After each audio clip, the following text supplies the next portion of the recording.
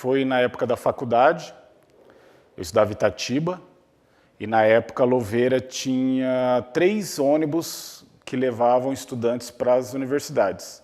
Um para Campinas, um para Itatiba e outro para Jundiaí. E na época foi quando implementou essa lei de responsabilidade fiscal. E aí a prefeitura, para se enquadrar nessa lei, cortou vários gastos, né, que eles tinham na época, e entre eles era um repasse que nós recebíamos de metade do valor que a gente pagava do fretado para ir estudar.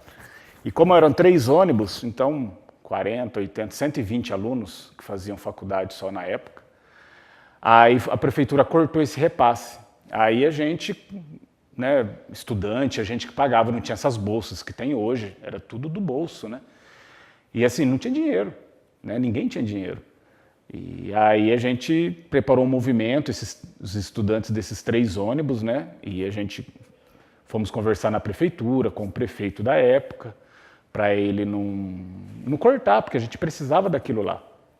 Aí ele prometeu para a gente que ia voltar a pagar tudo, e não voltou. E aí, pô, fizemos o maior barulho na cidade, denunciamos no Ministério Público, em Vinhedo, né, na época. E aí começou, aí a turma falou, Ricardo, pô, você tem que ser vereador, tem que ser político, você correu... E deu certo, depois a justiça mandou voltar a pagar. Quando eu fui vereador já é um município privilegiado. Privilegiado por quê? Porque é um município pequeno, tanto em população quanto em território, e tem uma arrecadação fantástica, né? Absolutamente fantástica. Então eu falo que ser político em Louveira é muito fácil, né? Porque é uma cidade rica, o povo não é rico, mas a cidade é rica e de um território muito pequeno, população pequena.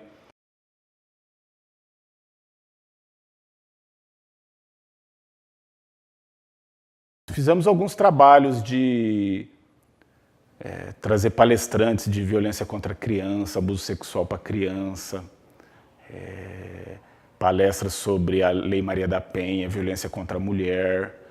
Depois desses trabalhos, foi uma parceria com a Secretaria Social e a Secretaria de Educação do município, mesmo com o prefeito contra, mas os secretários acreditaram naquilo ali, ajudaram.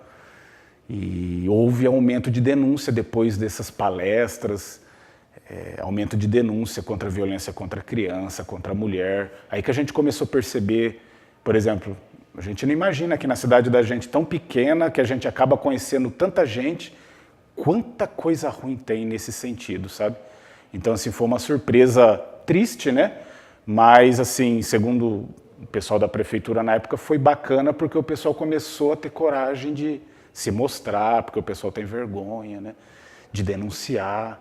Então, houve um aumento significativo nas denúncias após esses trabalhos. E assim, eu acho que na época que eu fui vereador, talvez o maior trabalho foi as denúncias. Eu fiz algumas denúncias, né, contra alguns políticos e eu falo que eu não ganhei a guerra, mas eu acredito que eu inibia a corrupção na época nesses 4 anos. Aí a gente pesquisava, o que tem de legal nos outros municípios, vamos dar uma olhada. Aí a gente foi ver em outros municípios vizinhos aqui, que eram municípios já monitorados, né? Então a gente trouxe essa ideia para a cidade. Hoje a cidade, eu não sei quantos % dela é monitorada, né? Mas eu sei que os principais acessos são. E assim, foi uma ideia que surgiu lá no começo, lá em 2009, né? Que a gente trouxe como que era nesses municípios que já tinham, né? E assim, foi de várias pessoas, vários amigos, né? Na verdade não era nenhuma ideia minha, né? Foi sugestões de munícipes, né? De alguns amigos, falou, Ricardo, lá na cidade é assim, vamos lá ver. E no começo foi até outros vereadores, mais 2 no começo, eu e mais 2, que depois a gente acabou tomando caminhos diferentes, né? Mas, assim, essa ideia do monitoramento da cidade surgiu aí, lá em 2009, que não era nem ideia de nenhum dos vereadores, foi munícipes que procuraram. E a gente foi atrás, foi bacana. Hoje tem alguma coisa aí, mas é de um trabalho lá do começo, lá de trás.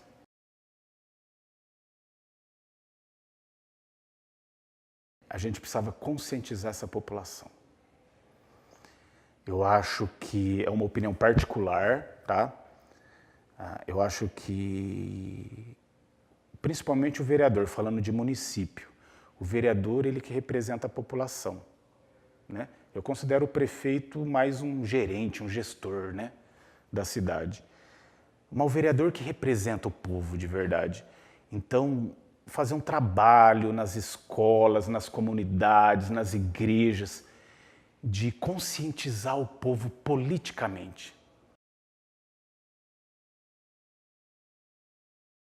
Eu falo assim que nós temos bons médicos, maus médicos. Eu sou hoje corretor de seguros, bons corretores, maus corretores. Vocês que são da imprensa, tem imprensa boa, tem maus profissionais, todos os setores. Político também. Tem político bom, tem político ruim. Só que eu acredito que a proporção é o contrário. Nas nossas profissões, em todas as profissões, eu acho que o bem sempre tem mais que o mal. Na política, eu acredito hoje que tem mais mal que bem. Mas é porque muitas pessoas da sociedade não fazem parte da política. Então, assim, as pessoas precisam fazer mais parte da política. Para ter mais opinião. Porque a política é um número que ele tem que ser completado. Se as pessoas de bem não fazem parte, alguém vai fazer. Esse número precisa ser completado. Então, assim, se as pessoas de bem da comunidade não fazer parte da política, alguém vai fazer. E geralmente quem faz são as pessoas menos qualificadas. Não estou nem falando tecnicamente, estou falando moralmente. Então, assim, para os jovens, venham participar, venham assistir uma sessão na Câmara, entender melhor como funciona, comece a fazer parte da vida política da cidade, para se lançar no futuro um candidato, para a gente ter mais opção de voto. É aí que nós vamos ter melhores vereadores, melhores prefeitos, e assim a coisa vai mudando.